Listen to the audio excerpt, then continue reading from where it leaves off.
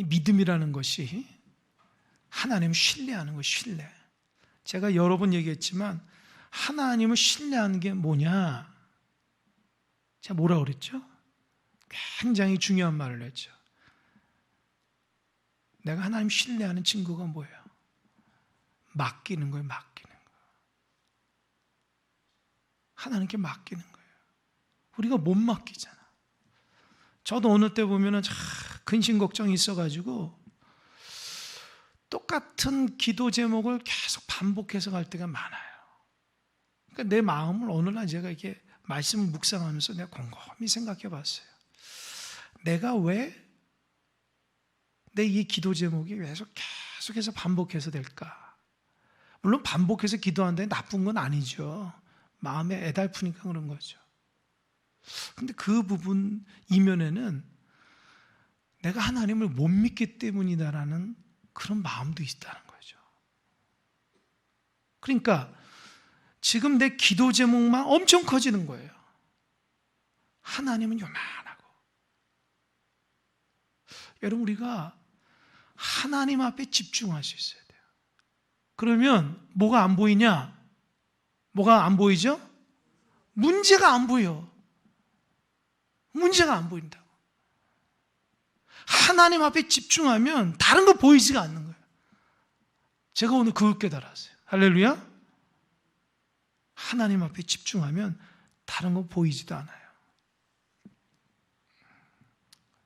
오늘 제가 말씀을 준비하는데 아주 바깥에서 요란하게 풀 깎는 소리가 들리더라고요. 그래서 얼마나 그냥 풀 깎는 소리가 크게 들리는지 아니 구청에서 왔나 보다 생각했는데, 그러니까 제가 설교를 준비하고 말씀을 준비하는데 풀 깎는 소리가 너무 크니까 그냥 목양실에서 하는 것처럼 그게 큰 소리 나더라고. 엄청 큰 소리. 속으로 좀 기다리자. 불 다 깎을 때까지. 근데 뭐 여러분 경험이 있으니 집중하다 보면 계속 흐름을 타야 되잖아요. 딱 이렇게 하나님 주시는 그 응답을 제 워드도 치고 막 묵상하는데, 그래서 제가 어떤 생각이 들면 이거 놓치기 싫다. 지금 하나님 나에게 주시는 은혜의 메시지가 다 오는데 이거 놓치기 싫다. 그래서 내가 어떤 생각이 드냐면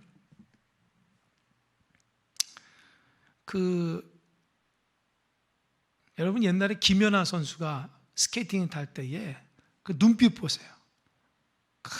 또 실패하지 않으려고 빙판 아주 최선을 다해서 자신감 있게 집중하며 탈잖아요. 제 순간 집중해보자. 집중해보자. 시끄럽지만 바깥에 소리가 많지만 내가 하나님 앞에 집중하자 하니까 진짜요, 바깥의 소리가 잘 안 들리더라고요. 내가 하나님의 말씀 앞에 하나님의 음성을 들으려고 집중하니까 집중할수록 바깥에 신경 쓰는 게 아니라 하나님 말씀 앞에 내가 더 집중하고 있다는 거예요. 그래서 한 가지 깨달았어요.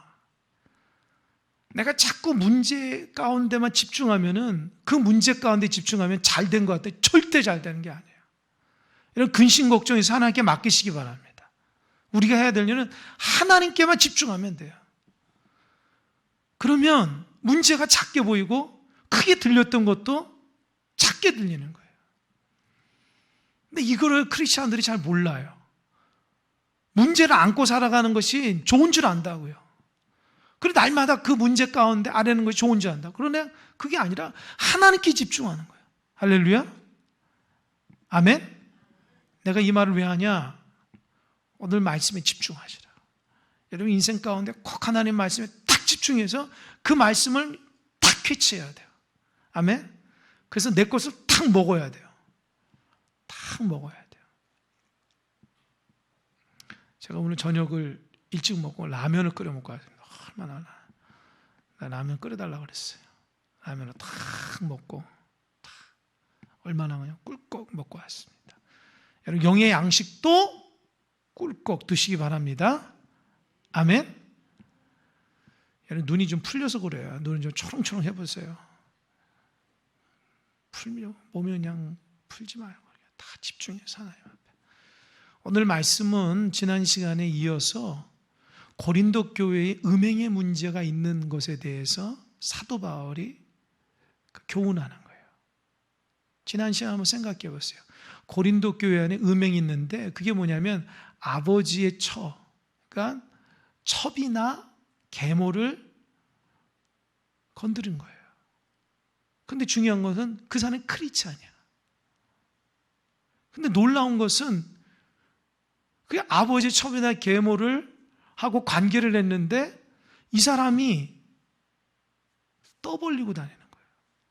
내가 이런 일을 했다고. 그러니까 사도 바울이 그 말을 듣고 충격을 받은 거예요.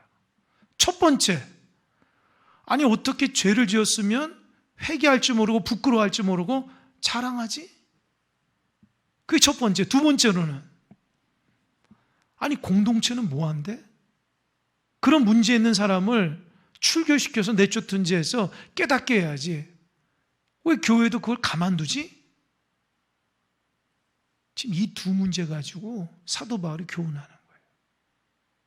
죄를 졌으면 그 죄를 부끄러워할 수 있어야 되고 교회 공동체가 그것에 지적을 해야 돼요. 이건 죄를 졌다. 그래서 이렇게 하면 안 된다. 그러니까 사도 바울의 결론은 뭐냐? 세상 문화가 교회 안에 그대로 들어왔다는 거예요. 당시 고린도는 음란한 도시라고 그랬잖아요. 항구 도시로서 너무 많은 사람들이 왔다 갔다 하고 돈이 모이게 되고 그 고린도에 큰 여자 신전이 있다고 그래요. 신전. 아프로디테. 그 신전 안에 사제들이 매춘을 하는 거예요. 1000명의 여자들이 사제라고 하는데 사실은 매춘을 하는 사람. 그러니까 고린도는 그 음행에 대해서 굉장히 간대하고 당연한 것처럼 생각한 거예요. 근데 문제는 교회 안에도 똑같단 말이에요. 똑같다. 그러니까 사도 바울이 이렇게 했으면 아니 세상 사람도 그런 죄를 짓지 않는데 너희들은 어떻게 아버지의 계모와 처를 건드렸는데도 불구하고 그걸 당연하게 자랑하느냐는 거예요. 그러니까 여러분 우리가 이 가치관이 신앙적이지 않으면 우리 죄를 져도 이 죄의 의식이 없어요. 여러분 죄인이라는 거 느끼십니까? 느끼세요? 제가 간단하게 한번 예를 하나 들어볼게요. 여러분 어렸을 때에 부모님 그러죠. 야 횡단보도 꼭 뭐요? 파란불일 때 건너가죠. 신호등 파란불일 때 그죠? 빨간불일 때 건너가지 말아라. 그건 뭐예요? 차가 다녀요. 그리고 엄마 그러죠. 야 신호등 파란불일 때 어떻게 해요? 손 들고 가라. 그러니까 초등학교 1학년 때 저도 똑같이 두리번거리고 딱 신호등 탁. 옛날에는 신호등도 많이 없으니까 이게 딱 두리번 거려서 차가 이제 하나도 없으면 이게 막 뛰어가든지 한다. 그런데 이 애들이 조금 고학년이 되면 어떻게 해요? 예? 이렇게 보고 쌩 건너죠. 그죠? 나중에는 어떻게 해요? 차가 와도 뛰어가. 근데 문제는 뭐예요? 그게 잘못됐다는 생각을 안 해요. 그죠? 잘못됐다는 생각. 그러니까 예를 들어서 이렇게 건너다가 탕 치면 어떻게 해요? 저 사람이 저 자동차가 잘못됐다고 생각하죠. 왜요? 내가 무단횡단하는 건 생각 안 하고 차가 나를 쳤다 그러거든요. 그죠? 신앙도 똑같아요. 처음에 예수님 믿으면 순수하고 깨끗해요. 그러니까 작은 죄도 막 이렇게 이렇게 하면 안 되는데 하나님 속이면 안 되는데 이거 죄를 지면 막 잠을 못 자. 왜요? 하나님 앞에 야단 맞고 이러면 하나님 싫어하는데 근데 하나하나 이제 죄를 짓기 시작하면 하나님이 아무 신호를 안 나니까 어떻게 해요? 괜찮은가 보다. 뭐 이래도 되는 거야. 나중에는 죄를 밥 먹듯이 져요. 여러분 이게 뭐냐? 신앙이 점점 타락해가고 있다는 증거예요. 여러분, 신앙생활 잘하는 사람은요, 깨끗한 사람이에요. 머리 잘 돌아가는 사람이 신앙생활 잘하는 거 아니에요. 진짜 깨끗한 사람이 잘하는 거예요. 정직하고 신실하고 죄를 죄로 볼 수 있는 사람들이 신앙생활 잘하는 거예요. 밥 먹듯이 죄 짓고 세상 사람과 똑같이 하면서 신앙생활 잘한다 말하지 마세요. 그건 잘하는 게 아니에요. 이미 내 마음이 다 뺏긴 거예요. 교회는 다니지만 내 가치관은 하나님 가치관이 없어요. 내가 판단하고 생각하는 것도 하나님 가치관대로 판단하지 않아요. 세상 논리로 하죠. 그 하나님 기뻐하지 않거든요. 고린도 교회가 그렇게 된 거예요. 처음에 고린도 교회가 신실했거든요. 그 죄 많은 곳에서도 그래도 하나님의 순수함을 이해해야 되는데, 사도 바울이 떠나고 나니까 자기들에게 죄를 지적하고 그 부분에 있어서 어떻게 훈계하는 사람이 없으니까 이젠 자기들이 잘난 줄 알아요. 그러다 보니까 어떻게 해요? 마음대로 죄 짓는 거예요. 교회 안에서 음란하는 사람들이 아버지의 첩을 건드렸는데도 불구하고 자랑스럽게 얘기하는 사람도 있고, 그것을 또 들어주고서 당연하다고 여기는 교회 공동체도 사도 바울 입장에 다 썩었다는 거예요. 그건 교회가 아니라는 거예요.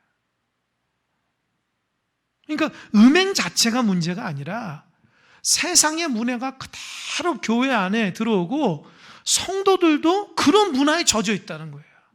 그러다 보니까 죄를 더 이상 죄로 여기지 않아요.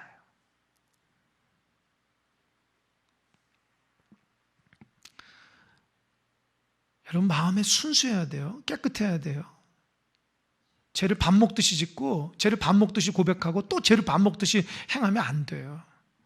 진짜 안타까워야 돼. 안타까워. 막 안타깝고, 내가 그 죄에 대해서 하나님 용서해 주세요, 하나님 다음엔 그러지 않... 이런 마음으로 해야지. 죄 짓면 뭐 하나님 용서해 주는데. 근데 고린도 교회는 그러다가 타락한 거예요. 이런 고린도 교회만 그러겠어요? 저와 여러분 안 그러겠어요? 솔직히 얘기해 보세요. 저와 여러분 안 그래요?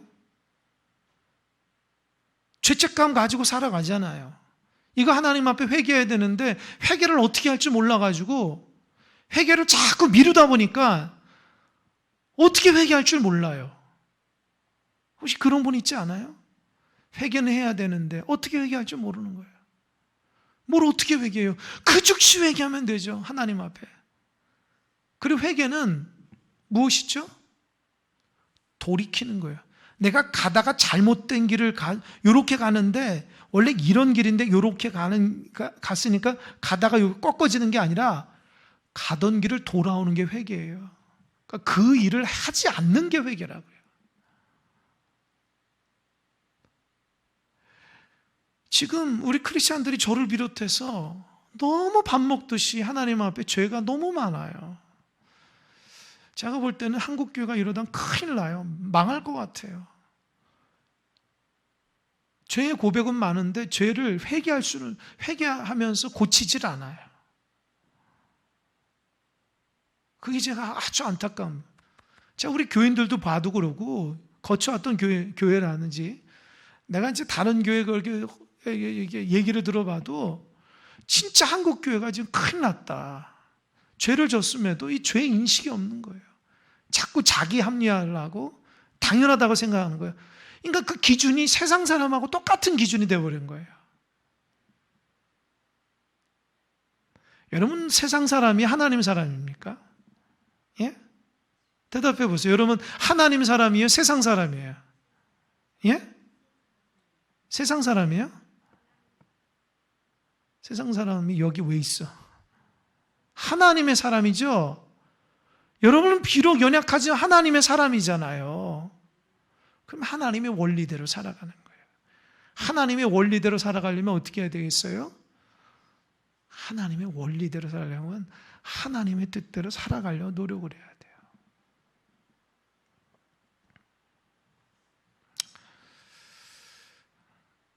제가 이제 목회하면서 여러 가지 참 안타까운 부분들을 보게 되는데, 우리 교회뿐만 아니라 거쳐오면서 어떤 부분이냐면 신앙생활 잘하겠다. 제가 거쳐왔던 교회에서도 그런 분이 많거든요. 근데 그렇게 고백했던 사람들이 신앙생활 잘 못하더라고요. 근데 생각해 봤어요. 그분들이 그렇게 얘기하는 게 진정성이 없었나? 아니에요. 진짜 그게 진정으로 한다고 했어요, 사실은. 진짜 내가 하나님 앞에 열심히 하겠다고 믿음으로. 그때는 진짜로 그렇게 얘기한 거예요. 근데 안 바뀌어. 왜 안 바뀔까요? 왜 안 바뀔까요? 예? 얘기해 보세요. 왜 안 바뀐 거예요? 그렇게 안 사니까 그런 거예요. 그러니까 마음은 있지만 그렇게 안 살아요. 그런 거 똑같아. 우리 아이들도 보면은 중간고사, 기말고사 하면은 성적표 가져오잖아요. 그러면은 어느 과목은 잘하고 어느 과목은 못해요. 그럼 못해요. 부모 입장에 야 이거 좀 잘해라. 가서 학원에서도 열심히 공부하고 도서관에도 열심히 해서 이렇게 해라. 그러면 자녀가 뭐래요? 엄마 아빠한테.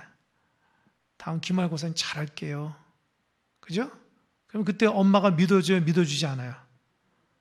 믿어줘야지. 그죠? 안 믿어줄 수 없잖아요. 근데 하루 이틀 지나면 어떻게 해요? 못 믿어. 왜요?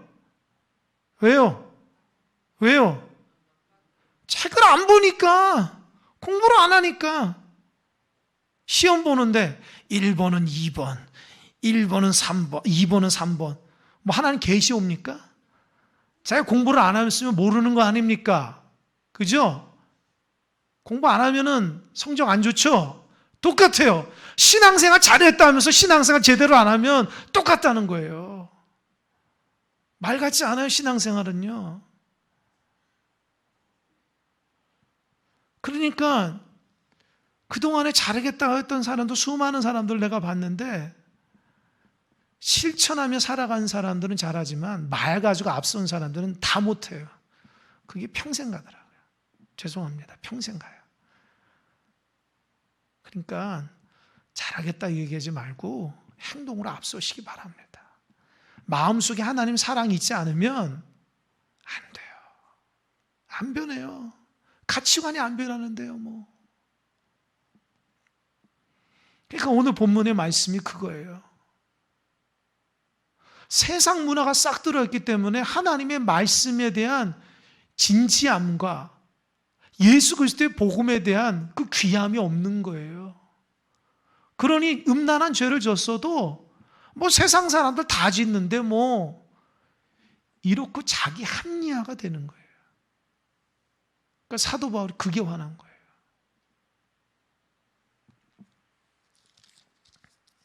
6절 보세요. 너희가 자랑하는 것이 옳지 아니하도다. 적은 누룩이 온 덩어리에 퍼지는 것을 알지 못하느냐. 그래서 자랑하는 게 뭘까요? 사도 바울이 고린도 교인들이 자랑한다고 하는 게 뭐예요? 첫 번째 뭐냐? 자기들이 하나님의 은사 많이 받았다고. 성령의 은사를 많이 받았거든요. 고린도 교회가 죄가 많지만 하나 은혜를 많이 줘가지고. 두 번째로는 자기의 교육자들, 뭐 바울이나 아볼로나 게바나 이런 사람들을 자랑하는 거예요. 나는 게바에 속한 사람인데 나의 스승은 아볼로인데 그런 거 자랑하는 사람들. 또 세 번째로는 뭐냐? 아까도 말했지만 음란했는데도 우리는 이런 음란한 문제도 죄 문제도 잘 넘어간다. 죄책감 없이 잘 넘어간다. 이걸 자랑하는 거예요. 아마 고린도 교회 안에는 죄의 문제에 대해서 굉장히 아파하고 힘들어하고 끙끙 매는 사람도 있었던 것 같아요. 그러나 대체로는 어떻게 해요? 뭐 그런 거 괜찮아 하면서 오히려 자랑한다는 거예요. 죄에 대해서 심각하게 생각하지 않는다는 거예요. 네 번째는 뭔지 아세요? 고린도 교인들이 말 잘한 거에 대해서 자랑한다는 거예요. 여러분, 고린도는 헬라 문화권의 철학이 많이 발달하니까 말을 논리적으로 참 잘해요. 그러니까 그 사람들이 자랑하는 게 예수 그리스도나 십자가가 아니라 다 세상적인 거예요.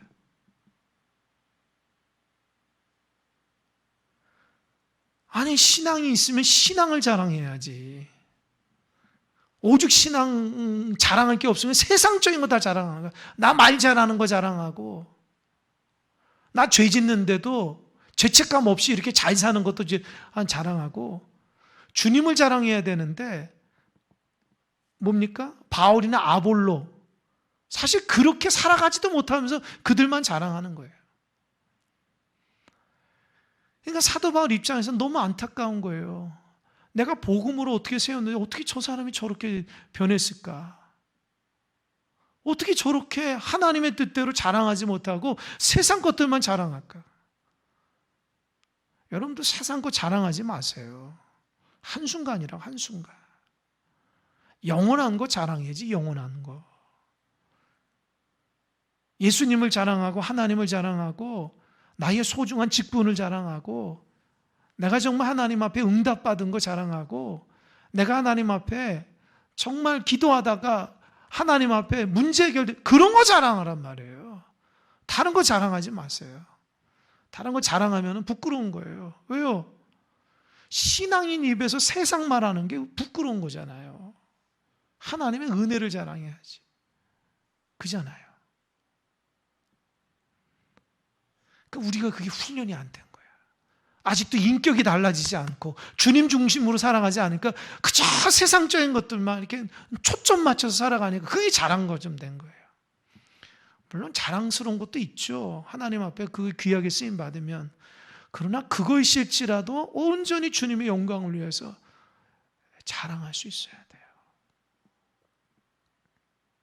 사도 바울이 그거 얘기하는 거예요. 나는 너희들이 자랑하는 건 이해가 안 된다. 어찌 죄를 졌는데도 자랑하냐. 그러면서 6절에 보니까 적은 누룩이 온 동네에 퍼지는 것. 그러니까 적은 누룩이라는 건 뭐냐면 여러분 누룩 알죠? 부풀게 하는 거. 이 조금만 있어도 이만큼 막 부푼다고요. 조금만 있어도. 그러니까 어떻게 해요? 적은 누룩도 없애라는 거예요. 그러니까 그렇게 자기가 죄를 지었는데도 자랑스럽게 교회에서 그렇게 얘기를 하는데 공동체가 그걸 받아주지 말라는 거예요. 죄라고 지시하라는 거예요. 여러분 어떻게 들은지 모르니까 잘 들으세요. 제가 예전에 섬겼던 목사님은요, 직분자들이 신앙생활 안 하면 직분자 그 헌금꽂이에다 편지를 꽂아놔요. 그 뭐라는지 아세요? 그렇게 직분하려면 직분 내려놓으라고 편지를 써요. 경고장과 똑같아요. 제가 그런 데서 훈련받았어요. 그 직분자는요, 예배생활 안 하고 헌금생활 안 하고 봉사생활 안 하면 직분을 맡을 수가 없어요. 제가 그런 데서 훈련받았어요. 그러니까 성도들이, 직분자들은요, 서로 잘하려고 그러는 거야. 하나님 앞에 부끄럽지 않으려고. 그런 교회가 부흥하는 교회예요.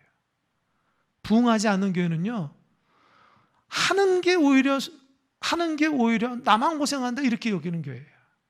그거 왜 하냐? 그런 교회는 교회라고도 할 수 없는 거예요. 진짜 교회가 부흥되는 교회, 성장하는 교회는 진짜 그 소중함에 대한 엄격함이 있는 거예요.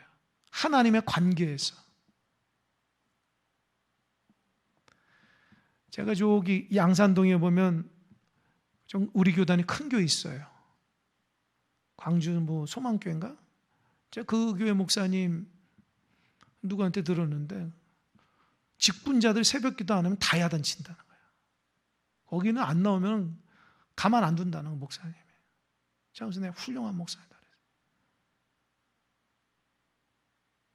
제가 섬겼던 교회는 1년에 한 명 이상 전도 안 하면 직분 내려놓으라고 그런다고요. 직분 받기 전에 훈련 한 6개월 정도, 5개월 정도 하는데 한 명도 전도 안 하면 그건 직분자가 안 줘요. 여러분, 그런 교회가 태반이에요, 여러분. 여러분 입장에서 제가 좀 여러분에게 좀 세게 목회하는 것 같죠? 제가 얼마나 이게 여러분 배려하면서 신앙생활인지 모르죠.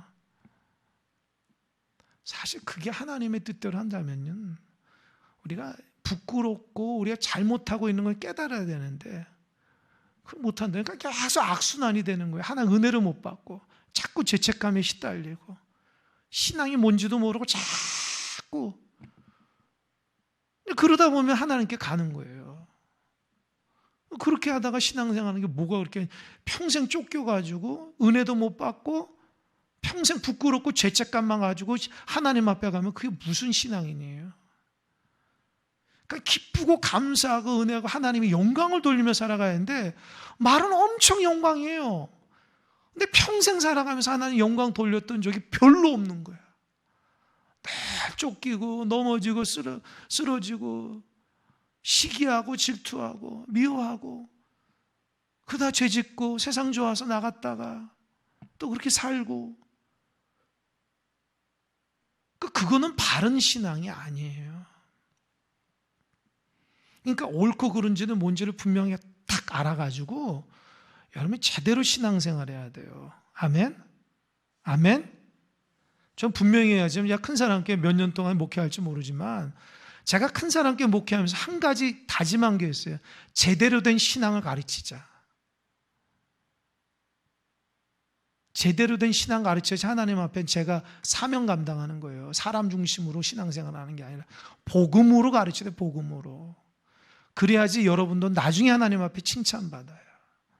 자꾸 사람 중심으로 신앙생활 하던 나중에는 큰 코 다친다고요.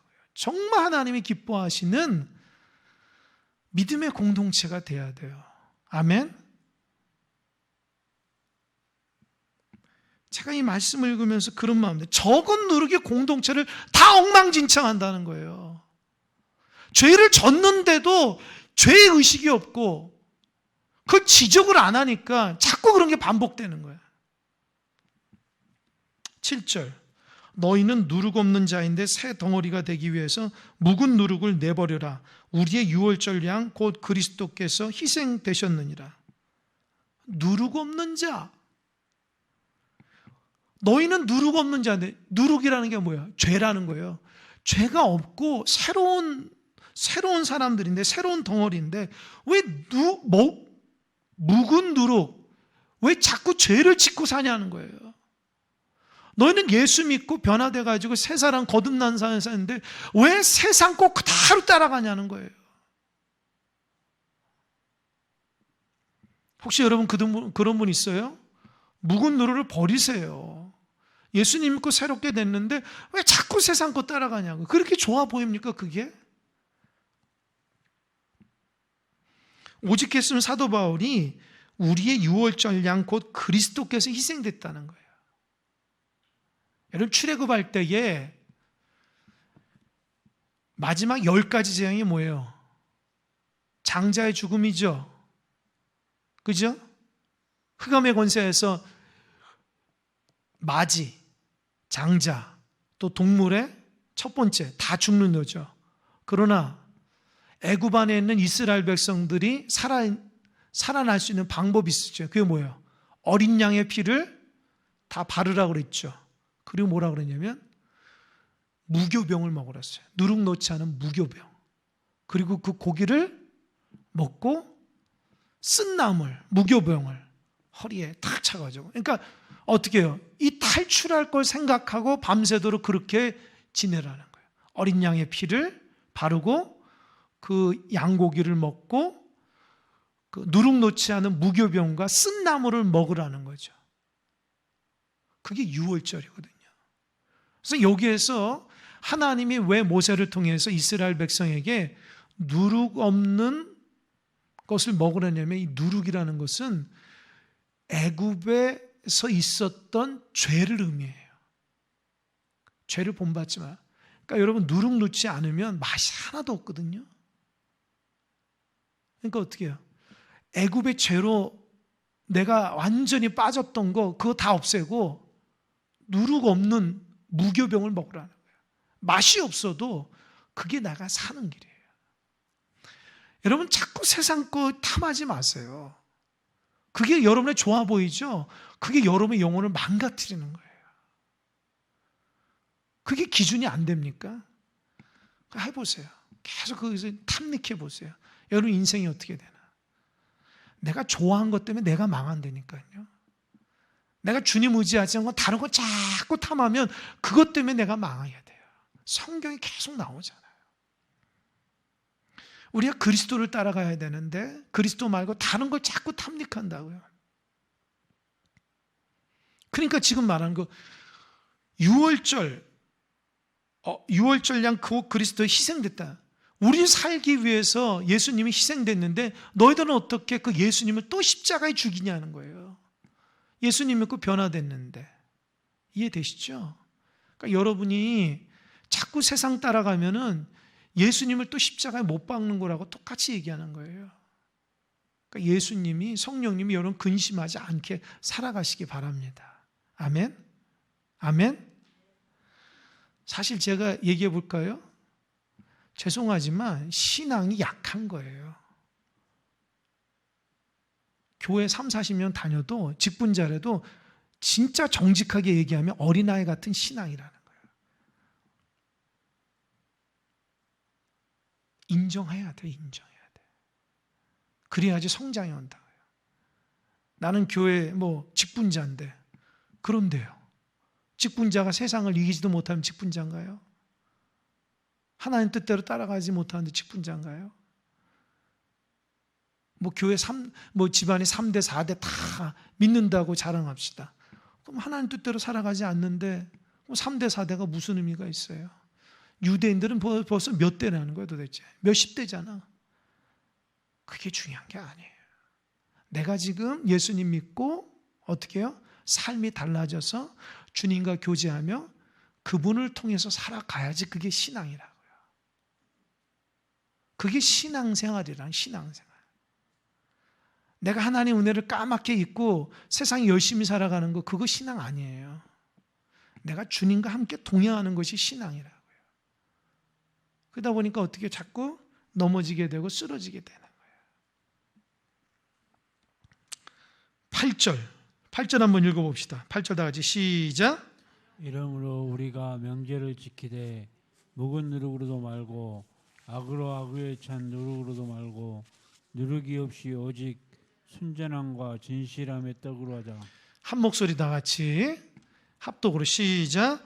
이러므로 우리가 명절을 지키되 묵은 누룩으로도 말고 악하고 악에 찬 누룩으로도 말고 누룩이 없이 오직 순전함과 진실함의 떡으로 하자. 예. 이 우리가 정말 원하는 게 뭐냐? 하나님 원하는 오직 순전함과 진실함의 떡으로 살라는 거예요. 좀 깨끗하고 하나님 앞에 진실하게 살라는 거예요. 세상 사람처럼 그냥 막 뭡니까? 아주 그냥 지혜로운 것 같지만 야가 빠지고 세상에 눈이 밝고 그게 아니라 하나님 앞에는 순수하고 깨끗해지라는 거예요.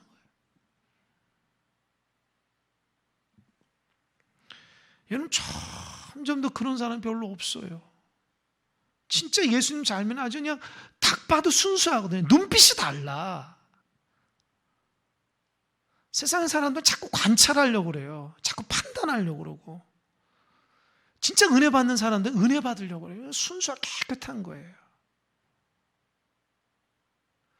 여러분 바리새인들은 판단자였다고요. 저 사람 옳고 나쁜 자꾸 판단만 한다고요. 그러나 진짜 하나님의 사람들은, 죄인들은요, 은혜 받자. 예수님 아니면 안 돼. 그 혈우병 걸린 여인 보세요. 그 숨겨가지고 예수님 뒤에서 딱 붙잡잖아요. 소경 바디메오 보세요. 보이지 않아도 주여 다윗의 자손이 나를 불쌍히 해달라고 오직 주님만 부르잖아요. 삭개오도 예수님 만나려고 막 달려가서 뽕나무에 올라가고 주님 올라가고 펄쩍 내려와서 펄쩍펄쩍 뛰잖아요. 너무 기뻐가지고. 그런 어떤 그 기쁨이, 하나님 앞에 기쁨은 그 순수함으로 나오거든요. 진실함으로. 좀 이게 회복돼야 되는데, 제가 믿는 사람들, 우리 성도님도 마찬가지예요. 보면 너무 세상적인 거예요. 하나님 앞에 한참 멀어졌어요. 주님의 말이 안 나와요. 주님의 은혜로 출발을 안 해요. 주님이 나를 어떻게 다스리시고, 내가 주님과 이런 관계를 맺고 있고, 내가 요즘에 이런 기도 제목이 있으며, 내가 이렇게 주님 앞에 통해서 말씀의 은혜 받, 이런 소리가 제대로 안 나와요. 전부 세상 소리예요. 세상에 무엇하며 뭐하고 뭐 어떠고 저쩌고. 제가 여러분에게 듣기 원하는 것은요, 하나님으로 어떻게 살아간다. 내가 부족하고 연약하지만 내가 어떻게 하면 하나님을 더 잘 섬길 수 있을까요? 목사님, 내 기도 제목이 이건데 어떻게 해야지 제가 응답받을 수 있을까요? 목사님, 이 말씀의 뜻이 뭡니까? 목사님, 이렇게 어떻게 기도해야 되죠? 그런 영적인 부분을 제가 얘기하는 거예요. 근데 그런 것은 그런 게 관심 있고 그렇게 살아가는 사람의 입에서 나오지, 평상시 이렇게 살아가지 않으면 다른 얘기 나오는데 세상 얘기 나온다고요. 부끄러운 거죠, 사실은. 제가 여러분 만났는데 하나님 말씀 얘기하지 않고 세상 얘기 잔뜩 하면 여러분 뭐라고 그랬어요? 아니, 목사님이 기도도 않고 말씀도 하고 저렇게 세상 얘기만 하네. 그런 생각 들겠어요, 안 들겠어요? 들겠어요, 안 들겠어요? 들죠? 저도 똑같아요. 여러분을 통해서 만나면 여러분의 입술에서 무슨 얘기 나오는지 똑같다고요. 어떻게 믿는 사람들이 믿는 얘기 안 하고 다른 얘기 할까? 여러분, 우리가 하나님의 사람이 돼야 돼요. 깨끗하고 순결해져야 돼요. 정말 달라져야 돼요. 이 마음이 사실 어느 때는 너무 답답할 때가 있어요. 우리 성도님들 보면서 믿음대로 살아가야 되는데 왜 이렇게 믿음이 연약해서 자꾸 넘어지고 하나님 뜻대로 못 살까? 그래서 어느 때는 내가 능력이 없는가 보다. 참, 이 목회를 어떻게 하나? 이럴 때가 많아요, 제가. 하나님 은혜 주셔야 되는데 이렇게 강단에서 하나님 말씀을 그냥 다른 얘기 않고 오직 말씀으로 기도하며 예배 중심으로 하나님 사랑하며 살려고 그렇게 피를 토하는 심정을 얘기하는데 성도들이 변화가 안 되는 거예요. 그럼 도대체 어떻게 해야지 변화가 될까? 여러분, 제가 어떻게 해야지 여러분 변화될 수 있을까요? 제가 여러분과 함께 살아야 될까요? 어떻게 해야 될까요? 핵심은 저는 그거예요. 주님이 여러분 바꿔놓으셔야 되는데 제 입장에서 언제쯤 바꿔놓으신 것인가? 언제쯤 하나님의 사람으로 될 수 있을까? 그게 저희 숙제예요. 저희 숙제예요. 사실은 여러분들이 그런 고민하는지 모르겠어요. 여러분 스스로가 여러분 자신이 하나님의 사람으로 되지 않아서 막 안타까워 하시는지 모르겠어요. 근데 목회자 입장에서는 여러분이 하나님의 사람이 되기를 안타까운 마음으로 기도한다. 우리 교회가 크고 작은 그거 중요한 게 아니고 저나 여러분이 하나님의 사람이 돼야 돼요. 그렇지 않으면 하나님 앞에 부끄러운 거잖아요. 솔직히 얘기해서 부끄러운 거잖아요. 9절, 내가 너에게 쓴 편지에 음행하는 자들을 사귀지 말라 하였거니와, 이 말은 이 세상에 음행하는 자들이나 탐하는 자들이나 속여빼하는 자들이나 우상숭배하는 자들을 도무지 사귀지 말라 하는 것이 아니니 만일 그러려면 너희가 세상 밖으로 나가야 할 것이나. 지금 이게 무슨 말이냐? 그러니까 고린도 교인들이 문제가 있어서 사도 바울에게 질문을 하고 사도 바울도 거기서 답을 하는데, 그러니까 그렇게 한 거예요. 고린도 교인들이 음행한다는 소리 듣고 그런 사람 사귀지 말라. 여기에 사귀지 말라고 하는 사람들은 뭐냐? 세상 사람이 아니라 교회 안에 있는 죄 짓는 성도들과 사귀지 말라는 거예요. 만약에 사도 바울이요, 세상 사람들랑과 사귀지 말라면은 너는 어떻게 해요? 세상 밖으로 나가야 된다는. 왜요? 아니, 고린도가 음란한 도시인데 거기에 살아가는 사람들이 어찌 다른 사람하고 교제를 안 할 수가 없잖아요.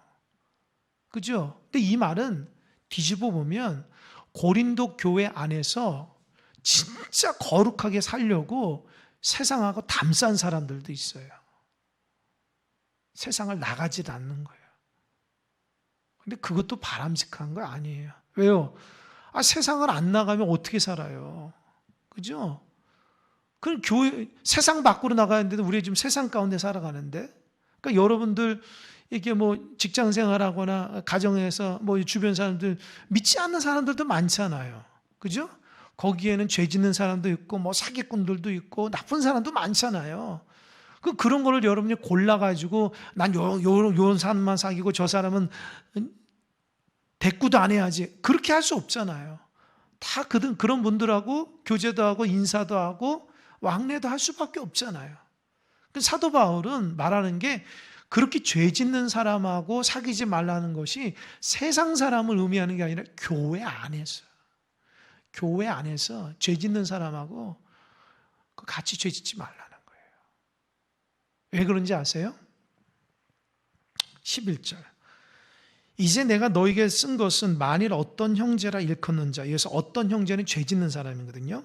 음행하거나 탐욕을 부리거나 우상숭배하거나 모욕하거나 술 취하거나 속여 빼앗거든 사귀지도 말고 그런 자와는 함께 뭐라고요? 먹지도 말라. 이게 무슨 말이냐? 12절. 밖에 있는 사람들을 판단하는 것이야 내가 무슨 상관이 있으려마는 교회 안에 있는 사람들의 너희가 판단하지 아니하랴. 이게 무슨 말이에요? 저 좀 보세요. 사도 바울은 그거예요. 밖에 있는 사람들은 하나님이 판단할 거니까 이런 사람들까지 내가 판단하지 않는다. 그러나 교회 안에는 성도니까 어떻게 해요? 판단해야죠. 그러니까 다른 말을 하면 밖에 있는 사람은 권징을 못해요. 근데 교회 안에는 죄를 지면은 권징을 할 수 있고 출교를 할 수 있잖아요. 이해되시죠? 죄를 지적할 수 있잖아요. 여러분 세상 사람들을 죄를 지적할 때에 죄를 지적할 수 있어요? 당신 교회 안 다니니까 죄인이야. 이렇게 잘 못하잖아요. 예를 들어서 그 사람이 법적으로 문제가 있으면 지적을 할 수 있죠. 그러나 어떻게 해요? 신앙적으로는 지적할 수가 없잖아요. 그러니까 하나님이 알아서 해야죠. 그죠? 그러나 우리는 어떻게 해요? 공동체 안에서는 죄를 진 사람 어떻게 해요? 지적을 해야지. 그래서 지난주에 얘기한 것처럼 출교시켜요. 교회에서 내쫓으라는 거예요. 왜냐?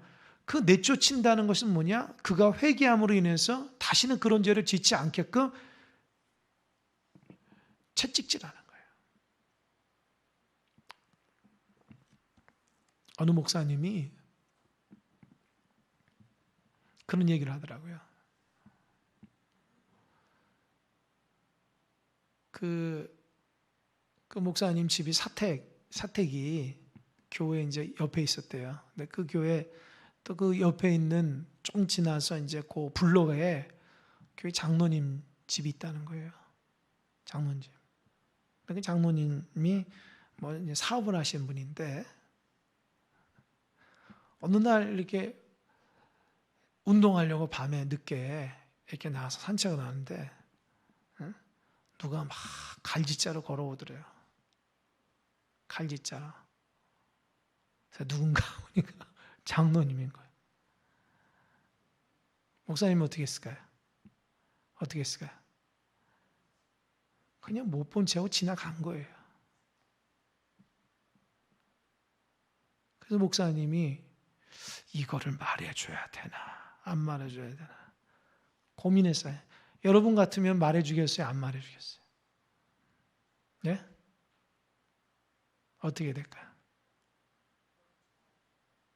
그냥 모른 척하고 넘어갈까요?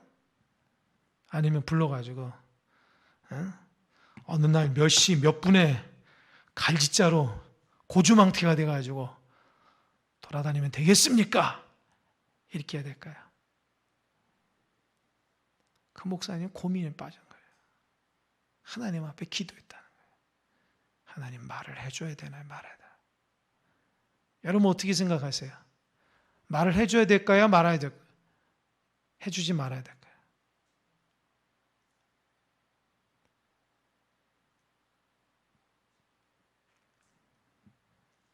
제 생각 얘기해 볼까요? 두 가지. 말을 안 해준다. 근데 그분은 그렇게 살 거는 아니에요. 그죠? 그렇게 계속해서 고주망태를 살 거 아니에요. 그 사람이 술만 먹겠어요? 다른 죄 안 짓을까요? 술 먹고 강대상에 올라가서 말씀 뭡니까 이렇게 기도도 하고 교회에서 다 활동할 거 아니에요. 그죠? 그러니까 그런 관점 보면 지적을 해줘야 돼요. 성경에 보면 장로하고 그 교회는 술 취하지 않고 일구어리지 않고 그게 다 항목들이 있어요. 그 직분 받을 때 그거 다 선서한 거냐. 그렇게 하지 않겠다고. 그러니까 그 목사님이 말해주지 않을까 했더니 말해줬다는 거예요. 성경 딱 펴서. 장로님 이러면 안 되잖아요. 은밀하게 얘기하면 그 장로님이 깨달았다는 거예요. 이해하셨죠? 사랑하기 때문에 그런 거예요. 사랑하기 때문에. 저 사람의 신앙은 저 사람이라고 했으면은 말도 안 하죠. 그죠? 그럼 교회 꼴이 뭐가 되겠어요? 여러분, 우리가 스스로를 잘 생각해 보셔야 돼요. 나 한 사람 때문에 교회 공동체가 죄를 지면 안 돼요. 아셨죠? 그래서 목회자도 늘 조심해야 되고, 장모님들도 늘 조심해야 되고, 교회 직분자 늘 조심해야 돼요. 늘 다녀와서 기도하고, 다녀와서 성경 봉독하고, 다녀와서 활동한 사람은 늘 조심해야 돼요. 하나님 보시니까 늘 조심해야 돼요. 그게 영적인 원리라는 거예요. 영적인 원리. 영적인.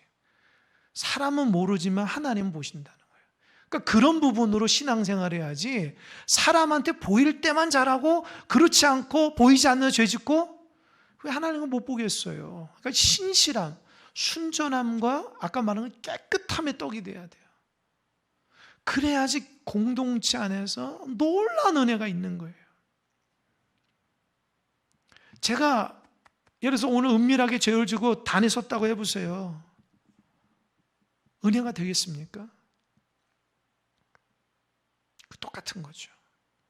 똑같이 우리가 하나님 앞에 늘 하나님 앞에 진실하고 정직하고 세상 것 따라 살아가는 것이 하나님 은혜에 따라 살아가려고 몸부림치며 살아갈 때에 그렇게 됐습니다. 그래서 사도 바울이 얘기해요. 정확하게 지적해주고 그를 깨닫게 알고 그 회개함으로 하나님의 사람 만들어야 돼요. 마지막 13절 다 같이 시작. 밖에 있는 사람들은 하나님이 심판하시려니와 이 악한 사람은 너희 중에서 내쫓으라. 왜 이렇게 단호하게 얘기하는 것? 이게 인정머리가 없어 보이죠? 아니에요. 하나님 입장에서는 죄를 지적함으로 그 사람이 깨닫고 회개함으로 구원받기 위함이에요. 안 그러면은 계속 그 죄를 지어서 나중에는 감당을 할 수 없는 거예요. 우리 큰사랑교회가 깨끗하고 정결한 공동체가 되길 바랍니다. 그러면 저와 여러분이 깨끗해야 돼요. 여러분 스스로 깨끗하신 분이 되시기 바랍니다. 세상 가치관을 살아가지 말고 믿음으로 살아가시기 바랍니다. 내가 너무 많이 세상의 가치관에 들어왔으면 회개하세요. 그래 하나님의 은혜를 다시 한번 받으세요. 믿음으로 달려가시기 바랍니다. 자꾸 이게 용납하기 시작하면 안 돼요. 제가 누누이 얘기하지만 조금 편하려고 신앙생활을 하면 완전히 신앙을 못해요. 힘들고 어려워도 꾸준하게 해야지. 그게 내가 살아가는 방법이지. 조금 편하려고 하다가 완전히 신앙이 도태되어 버린다고요. 여러분 평생 하나님 나갈 때까지 그런 거라고요. 그런 거라고요.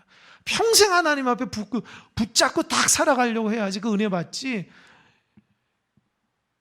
편한 거 찾다가는 신앙생활 못하는 거예요. 그게 제가 깨닫고 성경이 얘기하는 겁니다. 믿음으로 살아가는 여러분 되시기 바랍니다. 기도하겠습니다.